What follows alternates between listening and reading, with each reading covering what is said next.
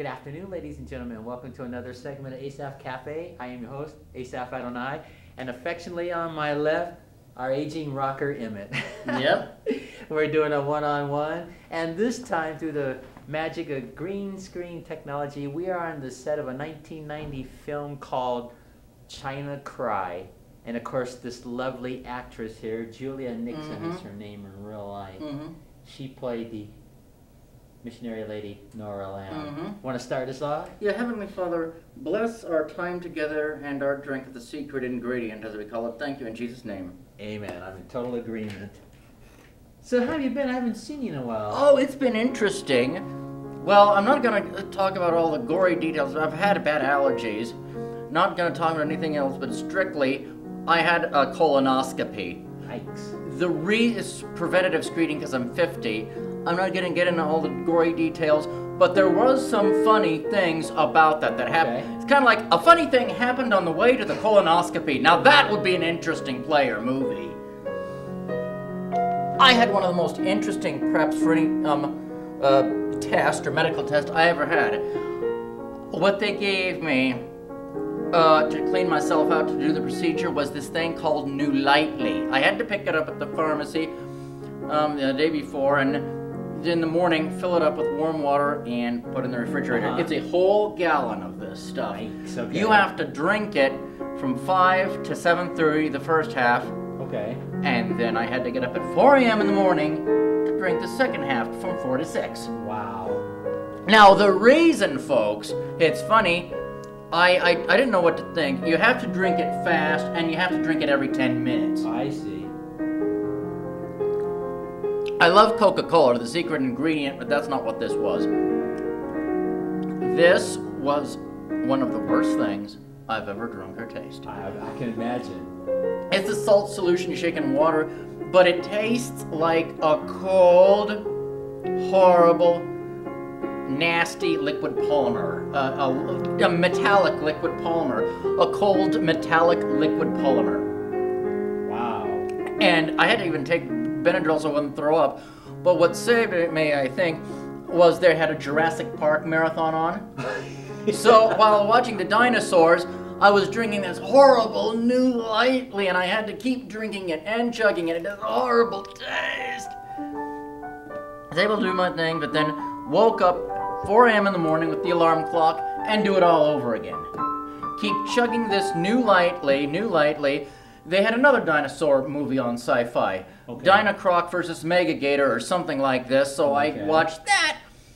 Finally, yeah, clean bill of health, no cancer, just a preventative screening, everything went well. Oh, praise God, I'm glad. Yeah, but man, no cancer. that New Lightly, I'll tell you, it was one of the worst experiences.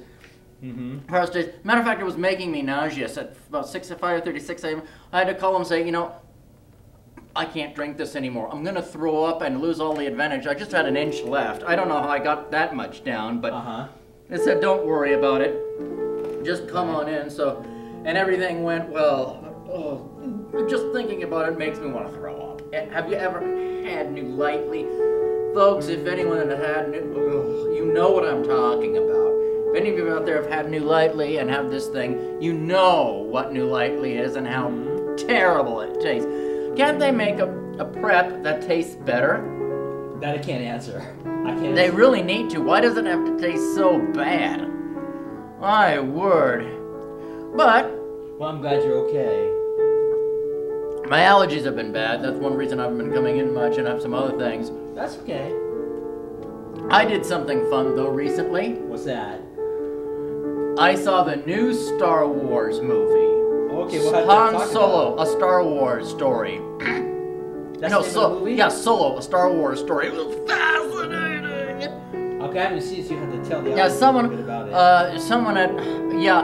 Someone at one of the liquor stores, same places I like, said he hated it and it was like the worst of all the Star Wars movies. So I wanted to go see it just to pan it on a show or do something like this. No, it was wonderful. Okay. The early days of Han Solo. Oh, before he became a Jedi? No, not Luke Skywalker, Han Solo. Oh, that's right. Okay, Harrison Ford's character. Exactly. Okay. Anyway, basically it was Harrison Ford's character, you know, Han Solo. basically how he got free of a whole bunch of things in childhood, and that he was in debt, and a whole bunch of other interesting things that people he met when he started smuggling. So it talks about how he got started into the Star Wars. Yes, exactly. Way before Star Wars. Just he must have been in his 20s, you know, and teens or 20s. So they were telling that story, kind of similar like that Star Trek movie, the new Star Trek movie, how Captain Kirk became. Exactly. Okay, I got it. And I don't want to spoil anything of it, but it was fascinating. The laser scenes were brilliant. The space war scenes were brilliant. I was just going, oh Lord Jesus, this is fascinating. Look at it, it's fascinating. It makes me want to go spin in a dryer. Oh, it was just wonderful. It was right back to the basics of Star Wars. Like, I couldn't believe how it was back to basic Star Wars. Just old-fashioned sci-fi action adventure. Like you would see in the comic books, or on an old, you know, sci-fi Saturday morning cartoon from the 70s or 80s, or a comic book you'd read on a summer day. I loved it. It had a wonderful score. On a scale of 1 to 10, I thought it was a 10. Okay, good. Wonderful. I'm not going to reveal any of the details. I don't want to spoil any of it for anyone. It was just glorious. However, I would like to make a public service announcement. Sure. Well, I do want to see the new Jurassic Park movie. We're talking about the marathon I was watching on Sci-Fi. Jurassic Park Fallen World. No, Fallen Kingdom. Jurassic World Fallen Kingdom. That's the new movie that's coming out tomorrow. We're filming this on the 21st, the first day of the summer, officially. Doesn't feel like it here in Missoula. I saw the previews for it. I can't wait to go see it. But previews are not a spoiler alert. Folks, please do not send children with you. Even accompanied by adults, please don't let them see this movie. This is the most scariest yet. Oh, really? This is it. I saw the previews for it. For an adult, it looks awesome, but I think it should have been rated R, and I think every last one of the Jurassic Park movies should have been rated R. One thing that's always disturbed me, even with the first Jurassic Park movie, people would bring 5-year-olds or 3-year-olds to see that. Okay, let me make sure I got this. So this latest Jurassic Park, that's the one you don't think they should have children watching, huh? I don't think they should have any of the Jurassic Park being shown to kids, but especially this one. I had seen commercials about it, this new Jurassic Park film. Thing is, this is not a spoiler alert, but there was this awesome scene where this huge T-Rex, they had got it caged. Well, and they were in the cage with the sedated T-Rex. It became awake, it came back to life, it came awake. How is it? It woke up. The T-Rex woke up out of its slumber, and you had milliseconds to get out of there in a confined space with a T-Rex that wanted to eat you. The people that are, oh, that's too intense for kids. Now the plot, I think the plot is that has a strange plot, but something about, if you remember the Jurassic Park World, the last one, it's a sequel, where they actually made a park on an island, and all the dinosaurs went high or berserk and got out, killed all the tourists. That again should have been rated R. But I think the island they were on was gonna go something or another. There were volcanoes and everything. How many movies do they have? They've got about Jurassic Park, Jurassic Park 2, Lost World, Jurassic Park 3, then the 4th Jurassic Park, Jurassic World. So this is number 5? Yes. So they want to resettle the dinosaurs, I think, somewhere again, kind of like in a town here in America, and reopen a theme park, kind of similar to the second movie, but with some variations, because that island, I think, the dinosaurs would go extinct, so they're trying to save some of them. There's a scene, saw the previews for it, where a T-Rex goes into a 6-year-old girl's bedroom. A T-Rex breaks into a family house. Well, that's what a T-Rex would do, isn't it? Yeah, but that's too intense for 5-year-olds. Oh, I see your point. And the velociraptors inside a house with children. This is too intense for little kids. It'll give them nightmares. It'll terrorize them. That's only the trailers. Well, yeah, I don't know. See, we live in a time where I guess kids can handle it, though. You know, I don't think little kids can. I don't think 2 to 5 year olds can. It's too much. I haven't seen it, so I can't say. But I did see some commercials about it, though. Yeah. It looked pretty detailed. Yeah. Have you ever seen any of the Jurassic Park? No, but I have a familiarity with it, though. I love them. I love them all. But I think it would have been better if they had rated it R. Back in the 70s. So it's a PG rating, is what you're saying? PG-13. Oh, okay. I see. But it should have been rated R for all the violence and blood, guts, and gore and all those. So they have all that in the film, though. Oh, yeah. Okay. And all of them should have been rated R. Like, you wouldn't take a 5-year-old to see the Alien movies with Sigourney Weaver, would you? There we are. But, or the Terminator movies. Yeah. And these movies are as violent in their own way as the Terminator movies or the Alien movies. They're that bloody. I know kids love dinosaurs, but these dinosaurs are they make them so realistic and so threatening. Oh, and literally in the movies, like in Jurassic Park, when the T-Rex got out, when all the power was shut down, in the first movie, the T-Rex was roaming around eating people. They showed that in the film, huh? In the live. Wow, when they were trying to escape, and then... Well, you know how these movies are. It just feeds into the, what you call... the terror of it. Terror. They get you into it. They get you to look at it or go, oh, gross, or something. And so this guy was on the toilet or something. He ran from the car because they were trapped. This one T-Rex looked at him. Ooh. And as it ate the guy and go... that is too gross. Well, that is too frightening for a child. I know. It should be rated R-rated. You probably got a point, but that's the way it is as far as movies. I love the movies. Caliber. Yeah. But why aren't they rated R? Why do I don't know. Parents send little kids to see these? It's too intense and frightening. I can't answer that one. But I haven't seen the movies, but it sounds pretty intense from what you were saying, though. So please don't even send a 12-year-old to see this one. It's just too intense. And that's Emmett's review. I love the movies, okay, but they are not suitable for 10 or 12-year-olds, especially not for 2-year-olds, folks. Please don't traumatize them. It's too scary. Way too frightening. So this is a public service announcement on Asaph Cafe. Boy, we'll keep that in mind. Now, changing the subject, let's get back to the set of this film we're on. Now, you don't know this movie, do you? No. Well, there's probably a lot of people in the television audience that don't know, so let's just do a little synopsis on it, because I think you'll appreciate this from a Christian point of view. The actress on the screen, her name is Julia Nixon, and she played Nora Lamb. Actually, I think her real name was Sun Nin Yi.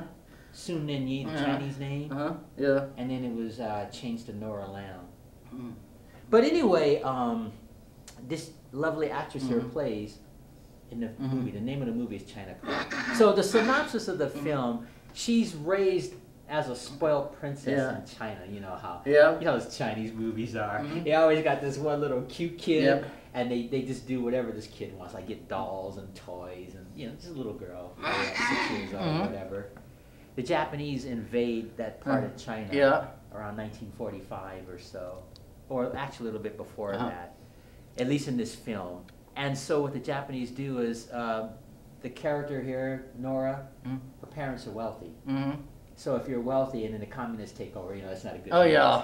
So anyway, the Japanese take over, and when they're defeated in 1945, young Nora joins the Communist Party, thinking that they're going to liberate China. And of course, the Communist Party's reputation. They portrayed that in the film, so she discovers that they're not what they were cracked up to be. And plus, she was a Christian too, but she had kept that quiet in her life, the character.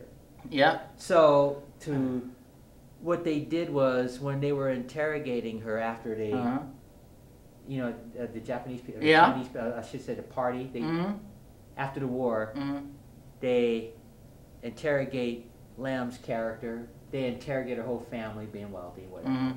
And so what they did with the father, they were going to try to re-educate him by making him do hard labor. Stuff like that. And then they were experimenting with him on experimental drugs. And he dies in the movie. Whereas in her case, with her being, it came out that she was a Christian. Yeah. Evangelical Christian, born again Christian. And so when they were interrogating her, one of the ladies says, "You will answer the one question. Are you a Christian?" Mm-hmm. Because she was already being tortured a little Yes. bit.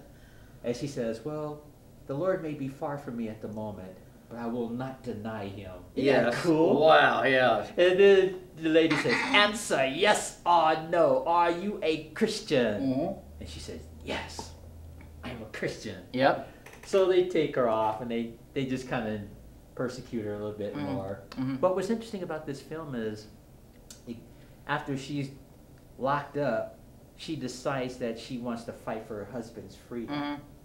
So she says, they say, "Well, what guarantee will your husband come back if you let him go?" She says, "You can hold me." So while the husband goes to Hong Kong to visit his ailing father, he takes their daughter with him. So in exchange, they take her to a labor camp, which is like, have to do hard labor and stuff. And then she maintains her faith. And what's interesting is when you get to the end of the movie where they're going to release her, one of her captors wants to be friends with her. Yeah. One of the I don't know what his position is in the party. He was like a captain or something like that. But it was an interesting film. It was a film about triumph through totalitarianism and terror. Yeah. And that the strength that God gives people that go through things like that. Interesting. And she maintained her faith. She held her faith. She didn't deny Christ. Interesting. And it's quite a film. It's something like 2 hours long, the whole movie. But it's called China Cry. If you get a chance to see it, I would highly recommend it. It's one of those faith-building, interesting kind of movies. Interesting. They couldn't have picked a better actress than Julia Nixon to play that character. She's done some other movies too, but I think she'll be best remembered for China Cry. Interesting. It's quite the film. Dr. Bill Bright, Campus Crusade for Christ, he was the president of that ministry, calls the film compelling. Interesting. And just other critics said nice things, nice romantic. It was a romance love story too, because she really loved her husband. And it starts with how they even met, before the invasion took place and stuff like that. It's just quite a movie. Yep. And I remember the first time I saw this film, I got hooked.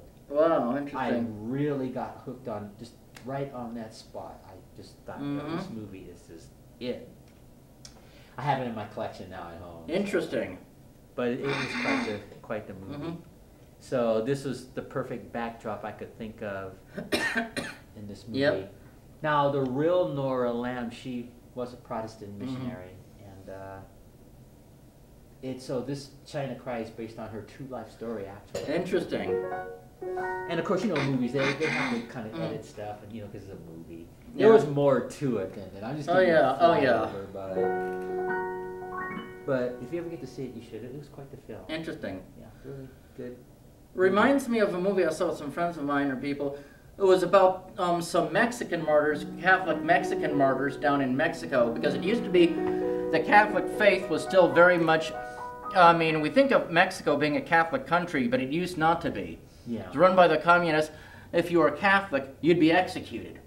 There's probably a lot of that going around even in 2018, Well, this one young child, I can't remember his name, I think he's now being sainted or blessed, became a martyr for his faith because he had been an altar boy and everything, but they tortured him to death. They say, you are going to deny Jesus Christ, deny Jesus as God.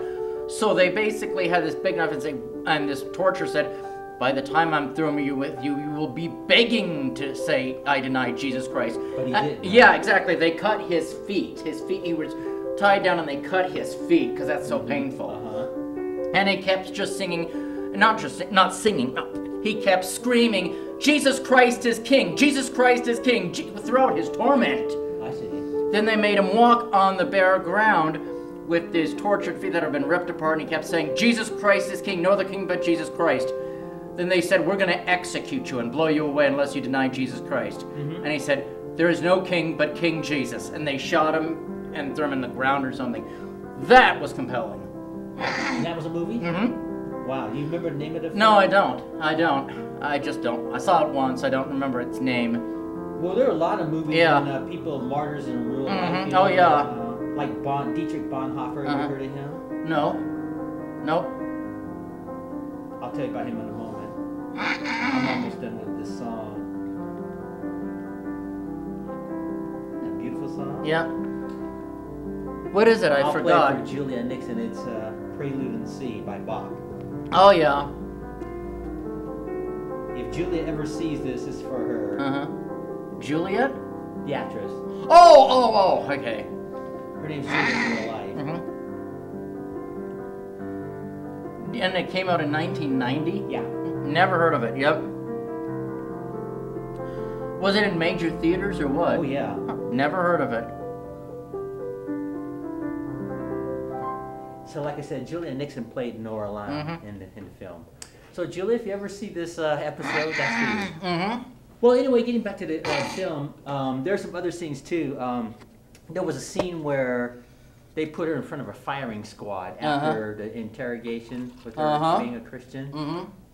And according to her autobiography and according to the film, she was miraculously delivered from the firing squad. Whoa. What I mean by that is, now the way they portrayed it in the film, when they were going to say ready, aim, fire, as they were going to shoot, this wind mist just blew so powerful that the soldiers could not fire, and so she collapses momentarily in the wind, and that's how she survived the firing squad. So they just took her and hauled her off in jail and all this other stuff. But it's quite the film, and you know, that's sobering. What would we do if we were put in a situation like that? Oh, yeah. That would be very scary. Would Asaph be able to stand firm? I hope I would be able to. But, you know, I just guess we're fortunate and blessed to live in this country. You know, but, you know, I don't want to underestimate that, because the way the world is sometimes. I know. You never know. They might. I know. Bad guys might come here and invade this country and take and haul off all Christians. Are you a Christian, Asaph? Oh, yeah. I would have to say, yes, I am. Exactly. At the point of death, death, you know. Well, I have a book at home, Victories of the Martyrs, by a Catholic saint named Saint Alphonsus de Liguori. It was a chronology of the first early martyrs of the Christian church and what they went through. Unbelievable. But he gave this point of advice. Throughout the tortures, you must always pray for holy perseverance, otherwise you will fall. Pray as you're being tortured for holy perseverance. It's the only way that you'll be sustained, you know? Yeah. El Shaddai. Yeah. Oh, yeah. Back then, in the early days of the Roman Catholic Church, you know, when the church had just started, Rome wasn't under the Catholic Church, it was the emperors, like Emperor Nero and some others. Domitian. The early Christians were, I don't even know if I should, since this is a family show, should discuss well, I understand. the cruelty of the we don't have to get that into it, but it was it's unbelievable. A reality. That's what this film was. That's why I chose this. Yeah. But yeah, the persecutions that some of God's people go through is incredible. Yeah, and in this book, it just makes me wonder. I always think about that. Oh, yeah. But like you said, if we were placed in a situation like that, hopefully, I think God would give us strength. Yeah, but we would have to pray for it continually. No, I understand, especially if you're being tortured, you're in pain. Yeah. But that's something to think about. Yeah, I know. Sobering, something to really think about, you know. What would you do if you were in that situation? But in the case of Nora Lamb, she eventually went on to do some wonderful things when the persecution stopped. And the evasions and things stopped like that. But that was a flyover. There's a lot more to it. I just gave a little short version, just like you did with that Jurassic Park. But that's a beautiful backdrop. Yeah, it is. And they didn't have very many pictures to choose from for backdrops for this movie. Now, this young actress here, she's obviously she's an actress, so she's done a lot more than this movie here. She'll probably be best remembered for this movie. But she was in that movie Rambo with Sylvester Stallone. Rambo, Yeah. First Blood Part Yeah, 2. yeah, yeah. I know you're into that gore stuff, but she got wasted in that film. Yeah. I'm not really interested in the Rambo movies. I've never Really? liked them. I'm just not into really war movies or that kind of thing. Well, this was kind of sad because, see, Rambo was trying to save her life. You know, they're always in Vietnam. I don't know why it's always Vietnam, but anyway. So one of the soldiers spots them when they're like trying to escape. He takes his gun. And he just really picks her off. Just floods her body with bullets, and it sets her off. And so he looks at her when he's holding her before she dies. And what a scene. But this young actress has done a lot of those kind of action films, I think, you know. The only war movie that I ever liked was I loved Full Metal Jacket. That's just, I know of that. Yeah, it's really brutal. It's rated R, but it's the brutality of Marine Corps boot camp, and then what they had to do, the Marines did in Vietnam, and it's just brutal. It should be in every peacemakers or peace activist movie library. I mean, it was brutal. Well, you know, I just hope one day there will be no wars, but was that? Yeah. I was a little too young for Vietnam, but from what I have friends that fought in that, and they were telling me how awful that was. Oh, it was a horrible war. Just all wars are horrible, but especially this one, awful. All persecutions are awful, and singling out Christians is just not a good thing, you know. I've often thought, and I know that I'm a Christian patriot and everything, but of the viewing audience, this is no, I don't want to really get political. No, I understand.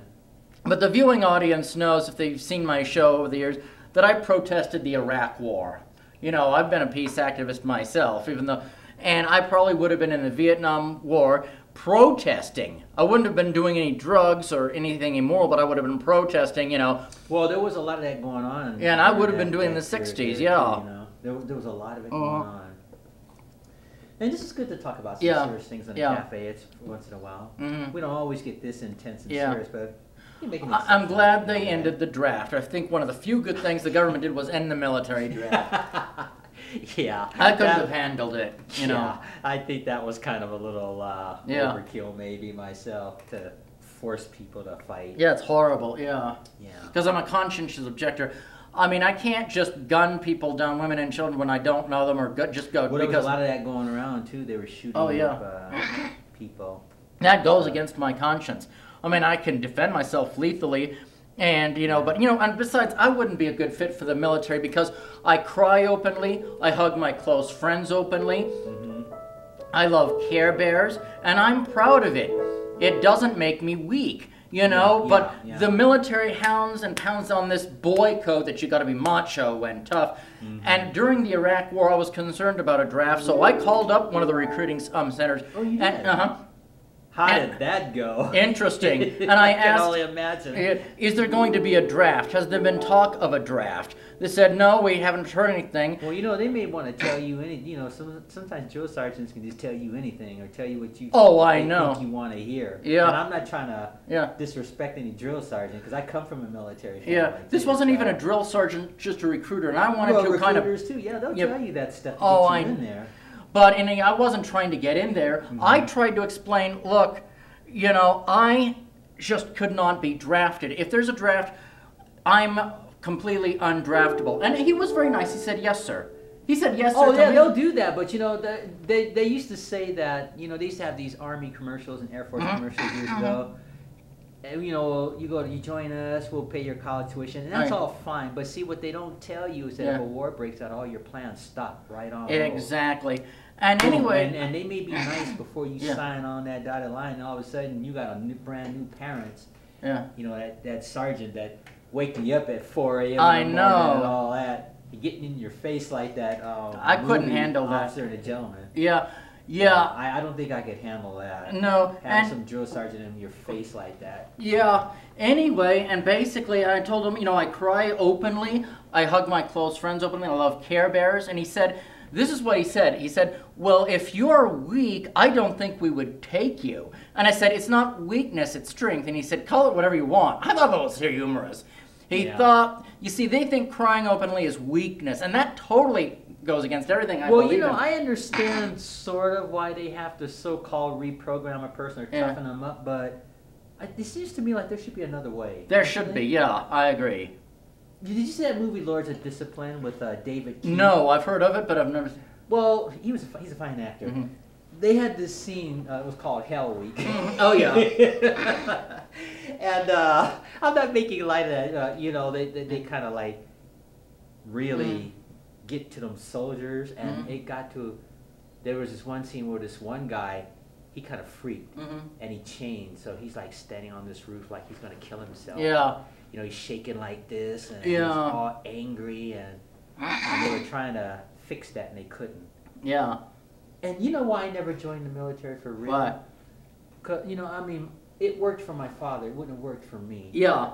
Because I was afraid of I was afraid of the person I would become. Exactly. If I had joined the military. Exactly. I had friends of mine that were in my band class in high school that joined. And when they came back a few years later, they were never quite the same. Yeah, exactly. And I was always afraid of the person I would have became. Exactly. So that's why. And I clashed with my father over that because he did 30 years active in that. And that just was not for me. Yeah. And I guess where I'm going with that story is I always tell people if they're going to join the military, they better do it for all the right reasons. Exactly. Not getting in there because their college thing or whatever. Right. And I know that that goes against what what they promote. Now, some people are born for that, Oh yeah, some people love the military. Yeah, too. and they really want to defend the nation, and that's admirable. Yes. But I think too many people get in that for the wrong. They reasons. do. Yeah. And what's sad is when they come out, then there's nowhere to go because that's all they. Exactly. You see what I'm saying? Yeah. I know because I've seen that. I know people personally that have been in the military, and then when they get out, they're near homeless. Yes. And stuff like that. And there's not much help for these people. Yeah. Things like that. But no, that just wasn't for me. And I resisted that, and I clashed with my father. And, that just was not for me. Yeah, definitely. But I'm not saying, don't join the military. Yeah. It's not for everybody. No, it's not. It's not for everybody. That's why I'm glad they ended the draft. Yeah. And I think that's one reason they ended the draft. And I even saw a program. Well, that might be so, because that's not for everybody. Because I personally could not have gone to a place like Vietnam or something, or exactly. What, an M16 rifle? Yeah. I think I would have just had to get Dr. Phil to counsel me back to normal. So yeah, definitely. I couldn't see myself doing it. Not as a 19-year-old, especially. Yeah, exactly. When I was 19, I was just barely out of high school. I know. I did student teaching for 2 years when I graduated. I was 17 years old when I graduated high school. I did student teaching in music for 2 years before I went to the conservatory. And I just would not I don't think I would have been, as a person or mentally or whatever, capable of doing something when I was that young. Not me. But there are some people they can handle that. Yeah. Thing, they just can do it. And 45 minutes have gone by already. Yeah. Isn't it amazing? Yeah. Yeah. About 15 minutes left.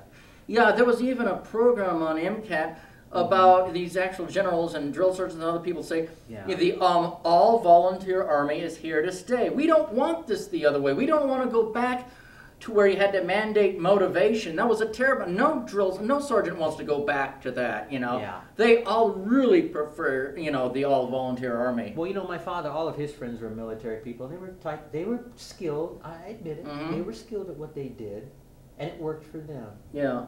All my father's friends when I was growing up, they were all military. His friends. Yeah. Because that's all we ever knew when I was a kid growing up. And there's some interesting things with the military. You get to travel a lot. It's kind of hard because, you live in a place for maybe a year or two, and you have to pack up and move again. All that. So that can be kind of rough.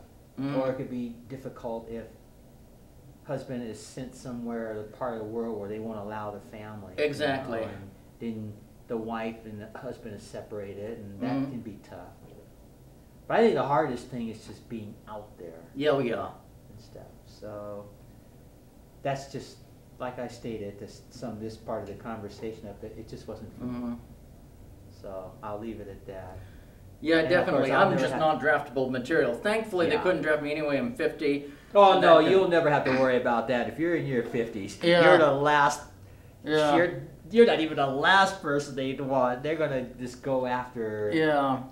younger people, Mhm. stuff like that. I've never fired a gun in my life or Mhm. anything like that, so that just, I can't see doing that. Yeah. I can't see being reprogrammed. Exactly. And I don't mean it like it's a brainwashing thing. I just mean more Yeah, like, exactly. you know, that reprogramming process that Yeah. you go through. I mean, it's hard enough for me when I look at the movies, those old Mhm. war pictures, you know, stuff. That's hard Exactly. enough for me to watch. It is, yeah. Like when Julia gets picked off in that Mhm. Rambo Mhm. film. It wasn't one of those, like a sniper go, no. He took that thing, and she's like, you know, just lit her up, you know. But I guess they do that in the Mhm. movies, you know, they kind of enhance machine gun Mhm. scene. Especially when Yeah. you see Sylvester Stallone going after a bunch of people. Mhm. He's all Mhm. male testosterone, muscles, Mhm. and he's like shoot them all up. Mhm. But that's movies for you. Yeah. But in real life, yeah, that would be very, Yeah. very difficult. Yeah. I think I would be just too nervous to. Oh, yeah, absolutely. Stuff like that. But they're not gonna. I mean, I'm pushing 6-0. They're Yeah. not gonna be knocking on my door, so Yeah. I don't think I have to worry about that. They're not No. gonna be knocking on your door either, so I don't think you'll have to worry about it. Mm-hmm. But anyway, I do hope you get to see this film. It's really quite the film. Uh-huh. It's one of the best, probably one of the best Christian films ever. I One think of the best. the movie I was trying to talk about, it might have had a strange name like For Greater Glory or something. I can't remember. Don't Vietnam quote me on that. picture? What? War picture? No, no. Oh, Christian The, film. the Christian film I'm talking about with the martyrs in Mexico. That's the name of the film, Martyrs in Mexico? No, no. I think it might have been For Greater Glory or For something Greater like Glory? that. Okay, I see. I can't remember really the name of the movie. Yeah. Yeah. Well, you know, the Lord's coming one day, Mhm. and Mhm. all this will come to an end. Yeah. Yeah, I've heard a lot of sermons about that. All this fighting and Mhm. everything will Yep. eventually end. Can you imagine what that's going to be Oh, like? much better. Oh, yeah. Peaceful existence. Oh, yeah. No wars, no guns, Yeah. no machine guns, no dictators, no Yeah, world everyone- leaders. oh, yeah. All that's going to be gone. Yep. It'll just be peace Mm-hmm. and so on. And Julia and Nora, they're not going to have to worry about being No. persecuted anymore. No. Oh, I wanted to mention Bonhoeffer real quick. Dietrich Bonhoeffer. He was wiped out by the Nazis, I believe, Mhm. if history, Mm-hmm. my knowledge is Mhm. correct on that. He Mhm. stood his ground, Mm-hmm. Christian. I think it's just it's the same thing. You know, I don't want to get too much into the Nazis. I don't want to give them any attention. Yeah. But that was a horrible period in Oh, it history was. too. That period. Yeah. In fact, any of the wars since I guess the beginning of time, Mhm. they've all been Mm-hmm. pretty bad. So Yeah. know, the Lord's coming, and there's going to be peace, and Mhm. that'll be pretty cool. There'll be peace in the Oh, yes. valley for me. You know that song? Yes. Elvis sang that. Do you want any more of the I'll give it a secret little bit more, ingredient? just a little bit more. There will be peace in the valley. That's an old hymn. I'm not a singer, but that's an old hymn. Yep. Well, I did El Shaddai. Let me do this song for you. See if you know this one. Mm-hmm.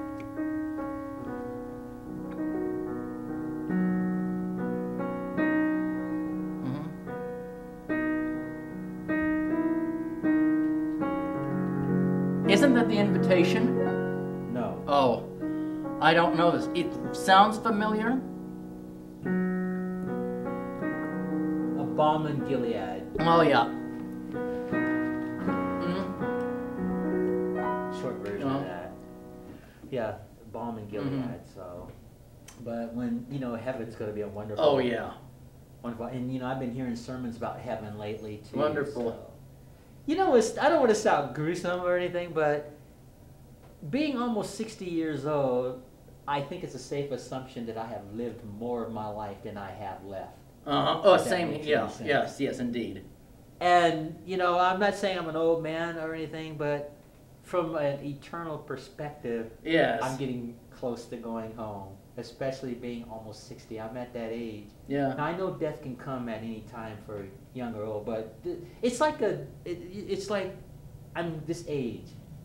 I'm on my way to heaven. Same here. You know what I'm saying? You know, Because you I've think only those got thoughts? at most 40 years left or some other things. Yeah, that, and like you in know, my point, I may even be gone less than 20 years from now. Yes, See yes, what I'm indeed. saying? Yeah, a heart attack or stroke or anything can get Yeah, you. or just, yeah, because, you know, 20 years from now, I'm going to be almost 80 years old, and, you know, Yes. I may not be here. I may not, but even if I am, 20 years in comparison to time is very, very short. Mm-hmm. So it's, you know, and I think about that sometimes too. It's like, I'm on my way home. Mm-hmm. I'm on my way home. Yep. You know? And that's going to be exciting. Mm-hmm. What do you want to do when you get to heaven?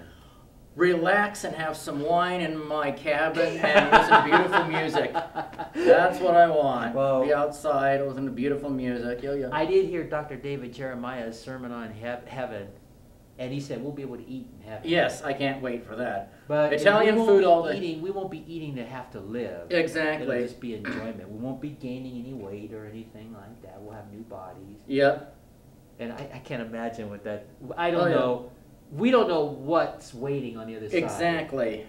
But I can only imagine it's going to be Yes. so Oh, yes. wonderful, you know, to eat. Uh-huh. Oh, yeah. And I bet they'll have some really good food. They will. Oh, yeah. It probably won't be that old greasy stuff Nope, that we eat nope, down here, you know. Nope. Not likely. Probably won't be eating animals up there either. Because if you think about it, you have to kill an animal to eat it here. And there's no death in heaven. Yeah, well, our Lord would provide meat, even if he didn't kill it. You know, meat. He would Well, provide I know, meat. I understand that. I mean, we don't know, or at least Yeah. I don't know. I'm not a theologian or anything, so I don't know. But Mhm. I do, it will be wonderful. That Yes. I'm certain of. It'll be, Yes. I'm looking forward to it. Mm-hmm. I am looking forward to heaven. Mm-hmm. And that's just going to be so cool. Mm-hmm. Just, you and I ain't got too much longer to wait. Nope. Nope, we don't. But in the meantime, I want to have some fun down here and just do Oh, yeah. what I'm supposed to do. Yep. In my case, the cafe, Mhm. those news stories, Yep. your friendship and Yep. MCAT and all the other people. Oh, yeah. But it's just fun. And again, this is such a beautiful backdrop, you know. Uh-huh. It really is. Mhm. And you look great on camera there, standing Thanks. next to young Julia. Yeah. here. Now, I looked her up in real life. She's a lot older now today. You got to remember Mhm. that movie came out in 1990s. Mm-hmm. And I don't know how old she was then, so Mhm. I can only guess she was probably relatively young at that time. Now, this might interest you. You know, do you recognize her look? No. She was the ensign on Star Trek: The Next Generation. Oh, Remember yes. the Asian lady on the bridge? Yes. The dark hair? That's her. That was her. Hmm. Ensign Sue, I believe. Yeah. Yeah, the character she played. Now I remember, yeah, she married Yeah, the Ensign bridge. Lon Sue. Yeah, she married, oh, I don't even remember his name, but. No, we're not talking about the engineer. There are two Asian actresses. She was one of them. Oh. She was Ensign Sue.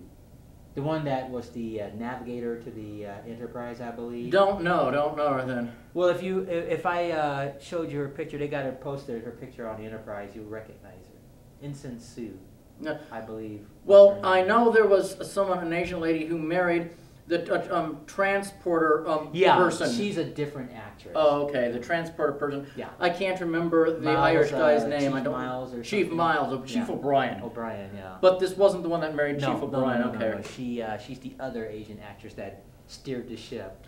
Don't she was in the remember. episode, I think, the Encounter with Farpoint. Oh, yeah. Oh, The yes. very first one. Remember that? Yes, Asian yes, I lady? do. That was Vaguely, her. vaguely. That was her. That was her. I just wanted to throw that piece of trivia at you there. Uh-huh. But yeah, that was her. And let's see, we got about 3 minutes left. Mm-hmm. This was interesting. Yeah, It was nice to have a little intensity Uh-huh. in the subject, and then wind the program with something lighter like Star Trek. Oh, yeah. Our young friend Julia here. Mm-hmm. She's probably a very, very nice person in real life. Mhm. I can only imagine. Mm-hmm. But I do hope you get to see this film, Mhm. China Cry. I think you'll really like it. You got any final things you want to say? Yes. There were a surreal joke to lighten the mood because it's been so serious. There were these two washing machines, and they were in the Southgate Mall, and it was getting ready for Christmas. And Christmas was coming, and it was very fast, and they're splashing around in a coffee cup. And then Santa Claus came along, chewing on an old football, and he saw the washing machines, and the washing machines started to smile, so Santa got mad and left. Ha ha ha! Well, hopefully Santa won't be mad at the Yeah. end of the year this year. Yep. You know? He'll be in a good mood. Mm-hmm. Your toys. Yep. You know, one happy memory real quick. When I was a little boy, when we lived overseas, my parents said, Asaph, well, my brother and I sleep in the same room. Yes. You guys need to be asleep by midnight because Santa Claus is coming over. Yeah. And he's going to bring you some toys, and if you're not asleep, you don't get any toys. You know, you're like in the first grade, Yes. you don't believe that stuff. So my brother and I decided we're going to stay up, right? Oh, yeah. And we did. And we can, you know, from our bedroom, we look down the hall and see the Christmas tree. Yeah. And a Santa Claus actually did come to our house at midnight. Wow. And of course, we know now it was probably one of my dad's Air Force friends, or, Who knows? Yeah. or an actor or Yeah. somebody. But Santa came, and he came down the hallway, and he turned the light on in our room. Ho, ho, ho! Merry Christmas! That is so cool. And my brother and I were faking like we were asleep. I just wanted to share that little goofy, happy memory. Yeah, once had as a child. So yeah, Santa Claus came to our house. Cool. So I'm one of the rare few people that can say that. Yep. And so Santa Claus, fun memory. Julia Nixon, a wonderful actress who gave us a beautiful film, China Cry. And on my left, affectionately, our aging rocker, Emmett. I am your host, Asaph Cafe. And until our next show, Maranatha. Maybe one day I'll travel to the North Pole and meet the real Santa Claus. Meet Santa Claus. Wouldn't that be exciting? Yeah. Well, make yourself at home. I'll shut everything down. Yep.